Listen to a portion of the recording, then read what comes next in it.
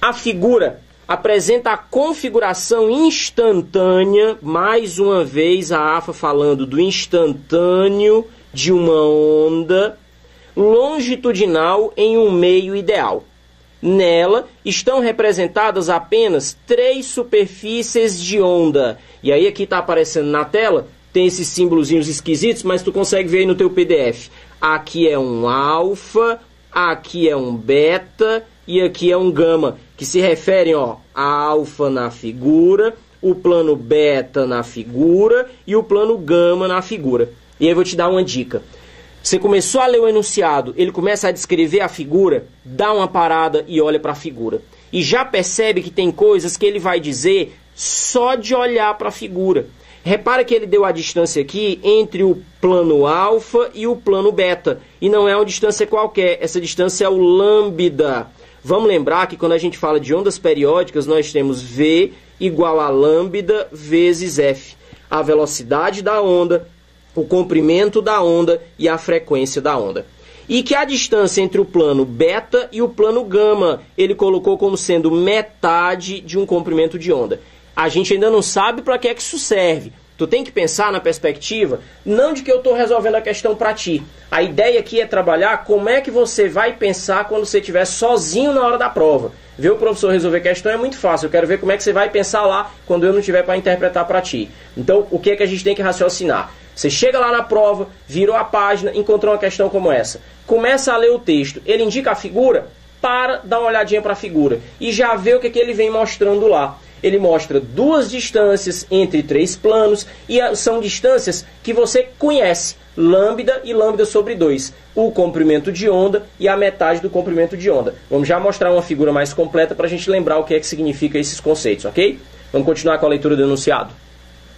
Continuando, diz: separadas respectivamente por lambda e lambda sobre 2, onde lambda é o comprimento de onda da onda. Em relação aos pontos que compõem essas superfícies de onda, pode-se fazer as seguintes afirmativas. Você é obrigado a ler de uma por uma e analisar o que é verdadeiro e o que é falso. Já quero logo chamar a atenção para o que ele fala aqui, ó. Fase, fase, fase, fase. Concordância de fase e oposição de fase. Então, primeiro vamos ajeitar aqui essas letrinhas. Tu está acompanhando aí no teu PDF.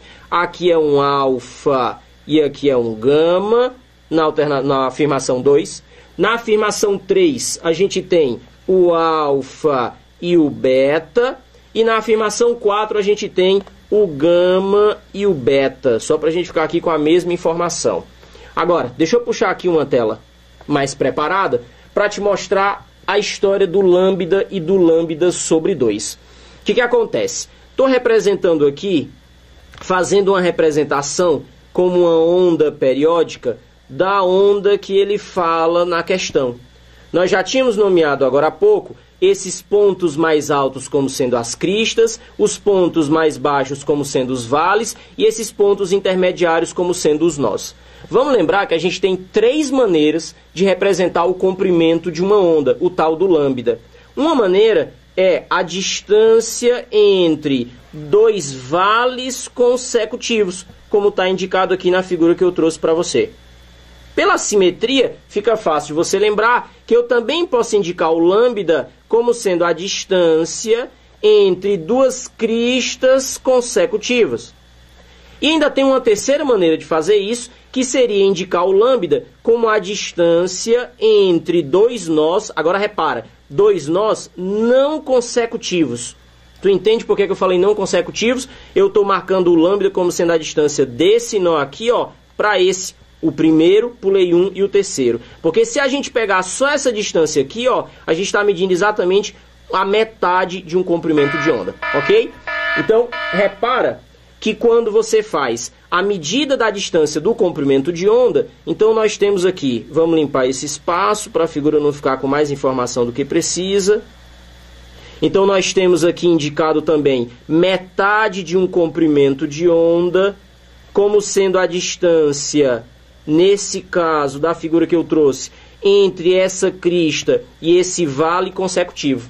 Então a gente fez aqui, ó, coincidindo exatamente essa primeira crista com o plano gama,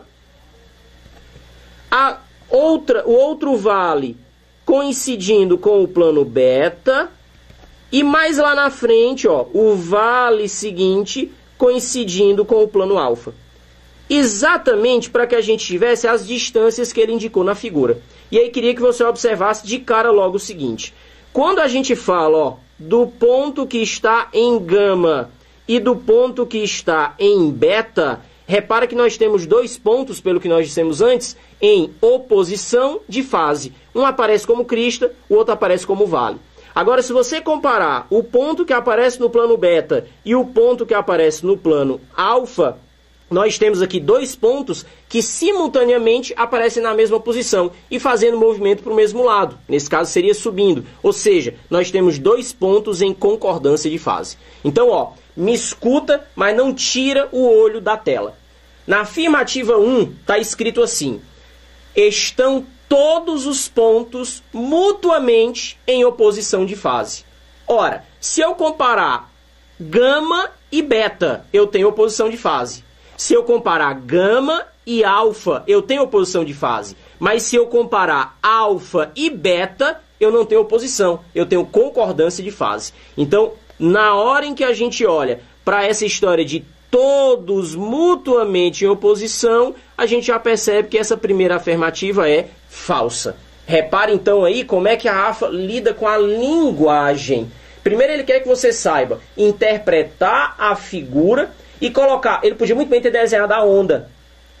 O elaborador da questão podia já ter apresentado os planos com a onda desenhada. Mas não, ele põe os planos, diz a distância medida em comprimentos de onda, quer que você saiba encaixar uma onda ali e ainda saber os conceitos de concordância e oposição de fase. Então tem que tomar cuidado com esse tipo de questão. E depois ainda joga com a linguagem, porque ele diz, estão todos mutuamente. Quando ele fala dessa forma, tem que interpretar o português. Ele está querendo dizer todos os pontos em concordância, em oposição de fase. E a gente não tem todos em oposição de fase, porque são 3 pontos que ele compara. Então nós podemos fazer comparações entre pares diferentes. Então tem que tomar cuidado com a linguagem. Vamos voltar para o TD. Na afirmativa 2 ele escreve: estão em fase os pontos da superfície alfa e gama. Olha para a figura. Quando você olha para alfa e quando você olha para gama, você tem oposição de fase e não pontos em fase. É importante também chamar a atenção que quando ele escreve em fase, fica subentendido que é em concordância de fase. Então essa alternativa 2 aqui também vai aparecer falsa. Repara que na alternativa 3 ele diz: estão em fase, em concordância, apenas os pontos da superfície alfa e beta. Vamos dar uma olhada na figura. Quando a gente tem alfa e beta, eles estão os dois em concordância de fase. Nossa terceira afirmativa aqui, então, aparece verdadeira. E para fechar, na afirmativa 4, já está na cara que está falsa. Olha só, estão em oposição de fase apenas, cuidado com esses limitantes, tá? Apenas os pontos da superfície gama e beta. Muito cuidado com a linguagem, como eu disse antes. Gama e beta, de fato estão em oposição de fase. Mas ele disse apenas gama e beta. Ora, se você observa a figura, e o gama e o alfa? Aqui também a gente tem uma oposição de fase. Então, muito cuidado com a linguagem que a AFA gosta de usar nas questões. Essa afirmativa aqui também está falsa. De modo que a única verdadeira é a terceira e nós teríamos que marcar a resposta correta como sendo a alternativa D de dado.